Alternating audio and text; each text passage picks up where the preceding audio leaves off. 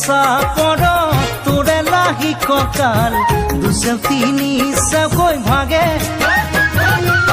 তোৰ দৰে নাচনি দেখি শ্ৰীকৃষ্ণই বাঁহী বজাইছিলে চাগে মোৰ মইনা ঐ বাঁহী বজাইছিলে চাগে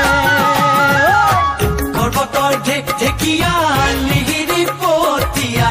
বতাহত যেনে